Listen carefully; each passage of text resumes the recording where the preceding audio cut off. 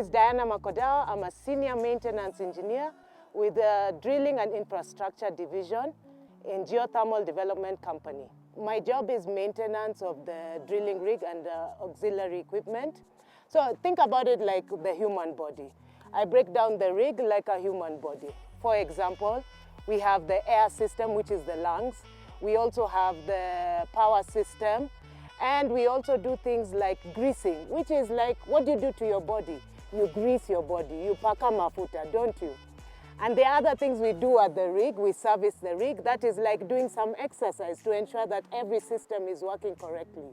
We do various other maintenance works, like preventive maintenance, breakdown maintenance, predictive maintenance, all about ensuring that the equipment is running as per the requirements of drilling, who actually drill the well.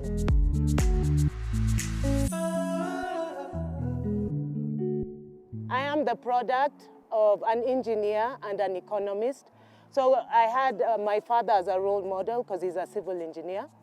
Growing up, I never got myself dolls or anything like that to play with.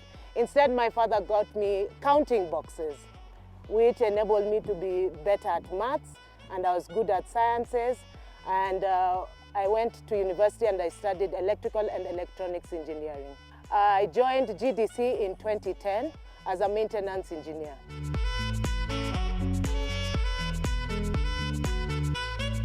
My journey has not been so straightforward. It's meandered. There are a few challenges. Like for example, when I went to university, the women were not more than 30% of the class. And like for example, in my class, we were only 3 women. So I had to learn how to navigate as I was studying already in a male-dominated environment. And lucky for me, my teachers were very supportive. And I never faced any biases when I was studying.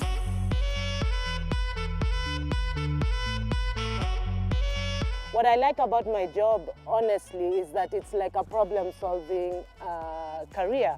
Every day there's a new challenge, something to learn, something to implement, a new solution. And that's what I enjoy. I enjoy putting in place new processes or coming up with solutions. When I joined GDC, for example, in my department, we were 3 women out of 70 staff. So the rest were men. And what I liked about GDC is that honestly, the women were given an equal opportunity at roles in my department. I was never turned away from a role. I was given every opportunity at every role that I wanted. First of all, I think most people think engineering is very difficult. I don't think there's any job that is very easy. All jobs come with their own individual challenges. What I would say with engineering is that you have to put in the work. You must be willing to put in the long hours to get the job done or to get your studies done. It's not a walk in the park. Of course, women face various challenges in the workplace. They can be as minor as actually the coverall and overalls we get in the field, to as major as gender or cultural biases. My biggest lesson has been learning to say yes. I think a lot of women shy away from opportunities. Like if you see a job advert, it has 10 requirements, and you see that you only have 7, you decide not to apply. Actually, you should send your CV. So I would say grab every opportunity that comes your way. And don't worry, even if you're not able to win at it, you will have learned something. And that is the key. You are learning even as you fail. Lucky for me in GDC, I am surrounded by wonderful women who have been extremely supportive of my journey. My original boss was a female. And one of the things about having women around you is that you share some experiences, and some experiences, some women know what you're going through and have already come up with solutions for what you're going through. So being able to network with them, talk with them, share experiences, share challenges, share solutions is fantastic. So whenever you see a woman out there, I would say for any woman who's entering the industry, look for a female mentor, because they will give you the steps for you to move ahead. Yeah.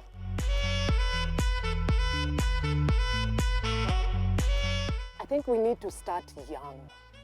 I think we need to not only talk to students in high school, also talk to students in primary school.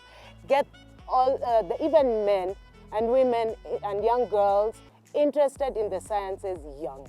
Like I said, I learned maths when I was a little kid. I knew board maths even before I went to nursery, just because I was exposed to it. So we need to expose our young girls to STEM very early.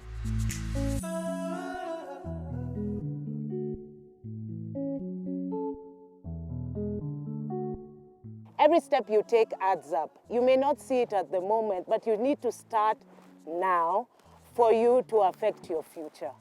Now is the time to get into the sciences. Now is the time to take on those challenges. My name is Janet Okoth, working for Geothermal Development Company.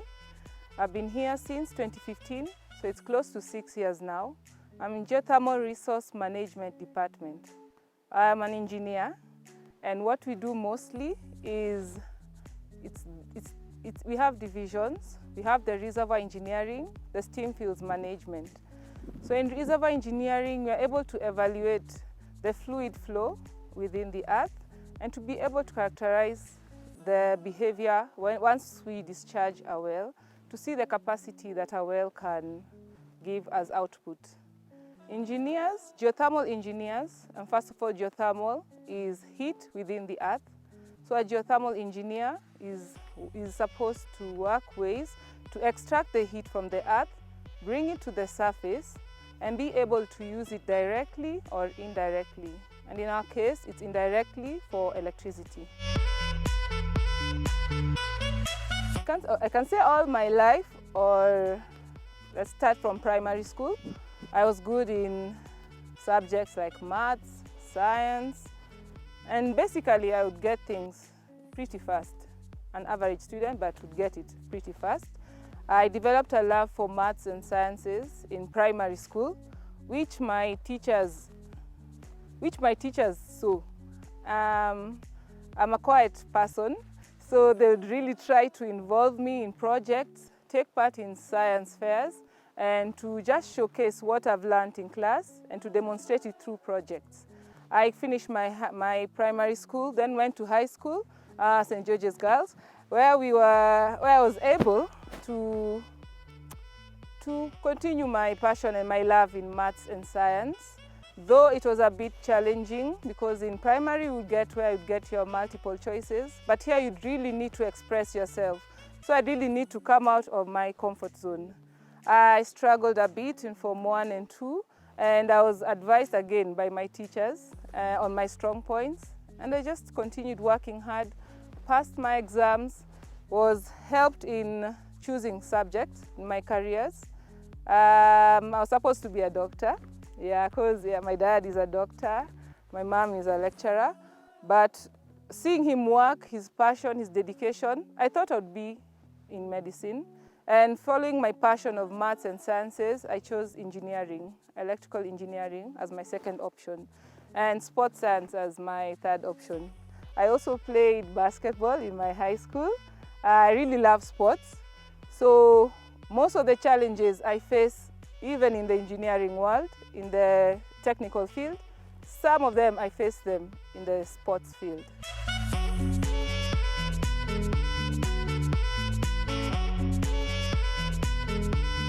Most of my life I've just been outdoors, and I love being able to make a change in people's lives.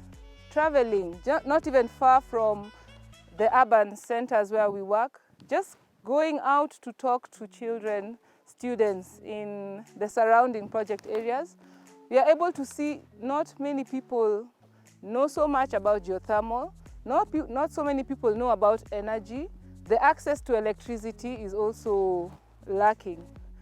not all of Kenya is connected. So I'd really love to be a part of the team that will create accessibility for electricity in our country. It's important to me to make a change in this world because we are all equal, we are all humans, deserving of proper basic care. So why should it be me who's experiencing all this? That could be my sister, that could be my daughter, that could be my brother, my father, my mother, my grandparents. Why not just make it easier for people to live in this life, even once after we leave, for the people, the generation that is coming, so that they may be able to experience an easier way to navigate through this world. Like right now, in where I work, we are 2 women, surrounded by a large number of men. So we try to work as hard as we can. There's no excuse. We are thinking of what about the person who did not get the opportunity to be where we are? What if they had the opportunity? Should I be sulking now that I'm the only lady there? No, I think I should just continue working hard. Get into the field. Don't be afraid. There are so many what ifs that go through our minds. Like I said, I'm a very quiet person. So my support system, my parents, family, friends, they would really push me. So the first thing, get a support system, get mentors, dare to dream. A dream is not expensive. It's just within your mind. If you have a conception in your mind, it will translate to an action and you will go far. Don't listen to the voices around you, listen to your voice within you.